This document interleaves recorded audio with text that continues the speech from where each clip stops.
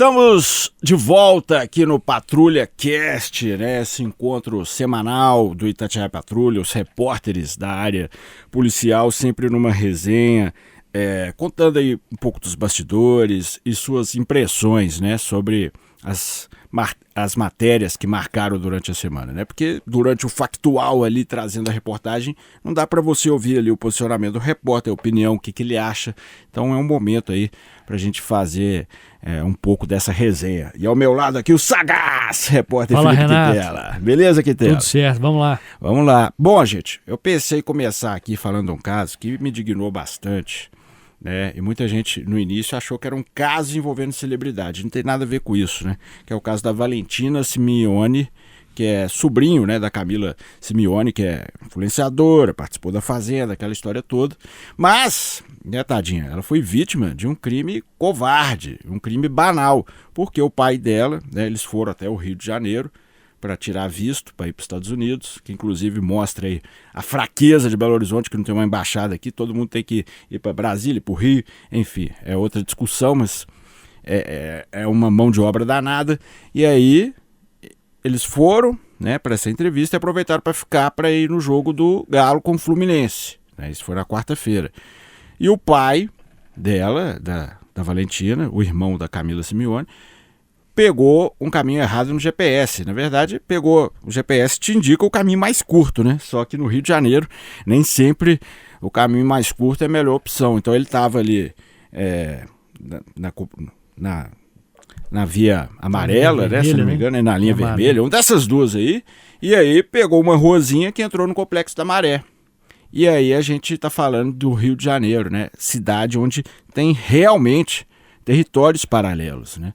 O que é um absurdo, isso que me deixa indignado, porque se você entrar num caminho, entre aspas, errado, que é a coisa mais normal do mundo quando você não conhece a cidade, você pode morrer, né? Então ele entrou, é uma área dominada pelo TCP, o Terceiro Comando Puro, os pilas já chegaram enquadrando num carro com fuzil, o cara assustou, que é legítimo, né? Você está com a sua família, com uma adolescente no carro, com filhos, e ele acelerou. E aí eles meteram pipoco de fuzil num carro que eles nem sabiam quem estava dentro, ou seja, né, completamente inconsequentes, e acabaram atingindo o disparo na Valentina, que por pouco, né, hoje eu tava vendo a entrevista do pai, 1 centímetro para um lado ela ia morrer, 1 centímetro para o outro lado ia ficar paraplégica. Então foi, né, praticamente um milagre, porque ela não, né, tá se recuperando, o estado é grave, teve que botar uma bolsa de colostomia, coisa e tal, mas tá viva e tá bem, né?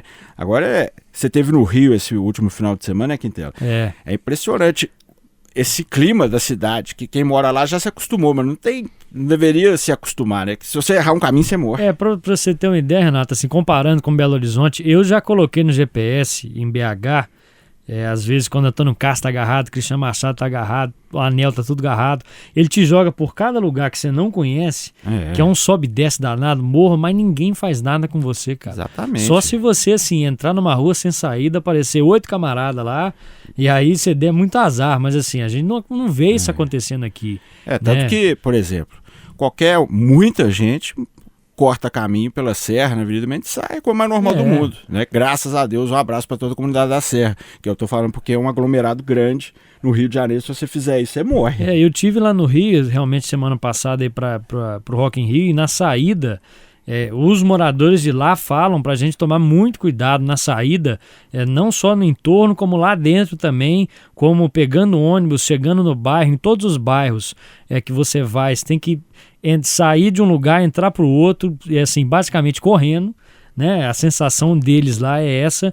No show tem que tomar cuidado com furto, do lado de fora tem que tomar cuidado com assalto. Então eles estão acostumados com isso, infelizmente, né? E passam pra gente isso. Aí quem vem de fora, né? Às vezes cai nessa situação, porque igual você falou, se você não for seguir o GPS, você vai seguindo lá e vai gastando gasolina sem parar, né?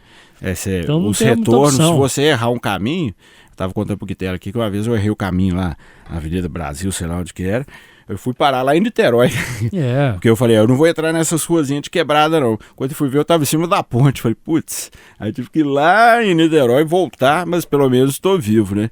E assim, não sei se você viu isso, né, Quintela, mas nessa linha amarela, linha vermelha, fica quase que um muro de Berlim, tampando a comunidade. E ali, se não me engano, fizeram para a Olimpíada, né? Para a Olimpíada do Rio. E aí, às vezes, você vê aquele modus operandi da Polícia do Rio, que é tipo assim, os caras na caminhonete em pé. Não sei se você já viu isso, assim, no dia que eu fui a última vez, eu vi umas 2, 3, que geralmente é do choque, do BOPE, os caras vão de pé na picape, né, ali na carroceria, com fuzilzão, aí você fala assim, putz, cara, é cabuloso, né? Mesmo. É guerra. Né, que os caras vão ali em pezão ali, entrando pra dentro da comunidade, e aí, poxa, o pai erra um caminho que é a coisa que, pode acontecer qualquer um, e... a filha toma um tiro de fuzil. E aí chama a atenção a culpa dele, né, Renato? Eu li rapidinho uma entrevista dele, ele falando que tá se sentindo tão culpado quanto os caras que atiraram, né? Porque não só caiu no caminho lá, como acelerou.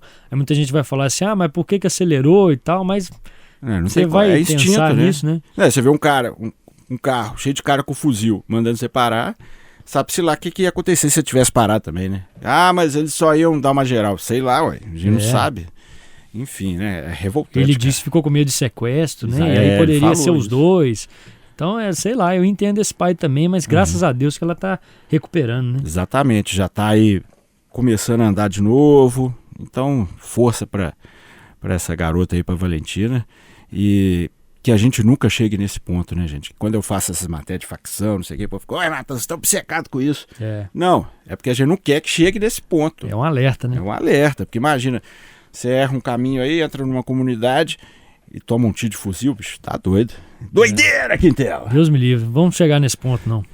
E você, Quintela, também é um caso, imagino que você vai falar aí de um mineiro também viajando, que também passou por maus bocados aí, poxa, experiência terrível, né? Esse caso foi muito impressionante, Renato, porque eu fiquei impressionado, na verdade, com a força dessa menina de passar por uma situação dessa e... pouco tempo depois, né, ela chegou em BH domingo, na terça-feira ela já estava dando entrevista pra gente, com muita dificuldade, mas estava. É sobre uma moça, né, de 26 anos, que viajou para o Chile, sozinha, aí no começo do mês, acho que dia 4, ela viajou para comemorar o aniversário dela, que se não me engano é dia 5, dia 6, era a viagem dos sonhos dela, cara. Ela juntou, assim, R$10 mil por 2 anos para ir para lá, né, para Santiago, que é a capital. E é engraçado, né? Porque a gente sempre ouve que o Chile é um país muito seguro e tudo mais, que é diferente do resto da América do Sul, né? Mas aconteceu com ela uma situação... na verdade, pode acontecer em qualquer lugar do mundo. Não existe isso, cara. Então, assim, ela fez o seguinte, ela estava na loja de câmbio, saiu lá com uma bolsa cheia de dinheiro, tinha ali pesos chilenos e dinheiro brasileiro também, dinheiro considerável. Chegou um camarada de moto, né? Encurralou ela lá, puxou ela pelo braço assim, e segundo ela, no meio da rua, hein? No meio da rua ele fez isso, agrediu ela, enforcou ela, no meio da confusão lá ele bateu a cabeça dela na parede, ela desmaiou, e aí foi acordar por uma moradora lá, acordou ela, perguntando o que tinha acontecido, e aí ela foi pro hospital, até então pensando que era uma agressão e um roubo, né? Porque ela acordou sem dinheiro, sem cartão, sem passaporte, sem celular, sem nada, só com a roupa do corpo ali. E aí no hospital, que foi a surpresa dela, que ela descobriu, né? Exames comprovaram lá que ela tinha sido estuprada por esse bandido aí, né? E exames comprovaram tudo, são vários exames que inclusive o governo do Chile pagou lá para ela fazer em hospitais particulares, muito bons. E a polícia lá do Chile também, né, entrou na jogada e realmente confirmou toda a situação. E deu até mídia lá, né? Ela fez uma reportagem lá no Chile e isso foi fundamental para ela, assim, ter um destaque e conseguir dinheiro para fazer o passeio dela, porque era o sonho da vida dela essa viagem, e isso aconteceu logo no começo, né, nos primeiros dias. Né? Então, assim, ela tinha mais, se não me engano, 15 dias lá em Santiago, e perdeu a passagem, né, perdeu o dinheiro, tudo lá, e tinha a passagem marcada lá para frente. Então, o pessoal lá do Chile, chilenos lá mesmo, se comoveram com a história dela e deram dinheiro para ela passear. E também uma policial feminina, que ela agradeceu muito, deixou ela ficar na casa dela, assim, o governo mesmo pagando as coisas, o consulado lá apoiando bastante. Então, assim, ela ficou muito agradecida pelos chilenos, vizinhos nossos aqui, só que, infelizmente, não pode falar a mesma coisa dos brasileiros, né? Assim, pois é, ela alega que não teve amparo nenhum da embaixada. Né? Nenhum. A embaixada lá, segundo as mensagens que ela mostrou pra gente, só estava preocupada em fazer um documento, né, que conseguia mandar ela no mesmo dia para o Brasil sem ela precisar de um passaporte. Então, questão burocrática, né? Então, assim, ela ficou muito chateada com isso. Nem tanto, eu notei assim nela, Renato, se eu puder falar isso, nem tanto ela estava tão abalada para falar com a gente do caso do estupro ou do roubo, porque isso, infelizmente, é a realidade. Mas ela quis chamar a gente aqui para fazer a matéria, para chamar atenção para essa falta de apoio que ela recebeu, né? E a gente não sabe, isso pode estar acontecendo por aí em outros países, né? Porque quando você está num país estrangeiro, você fica muito frágil, né? E aí quando você vai na embaixada, é o seu país que está ali, né? Você pensa que vai ter um acolhimento, enfim, uma ajuda, né? E muita gente questionou, eu vi nos comentários, falando assim, mas o governo não tinha que pagar nada para ela. Mas a questão não é nem essa, é um acolhimento mesmo, né? Porque quem paga as coisas é quem se interessou ali pela história dela e queria ajudar, então pessoas privadas ali, né? O governo não teria que pagar passeio para ela, isso eu também acho que não é o caso, mas pelo menos, né, acolher, conversar e tudo mais. Os psicólogos que ela estava conversando até outro dia são chilenos. E em espanhol, né? Tem isso ainda. Que ela não entende espanhol, porque o espanhol deles é todo embolado lá. É rapidão. E eles não entendem português também. Então, por incrível que pareça, os caras moram ali, a gente tem que conversar com eles em inglês, né? Foi o caso dela.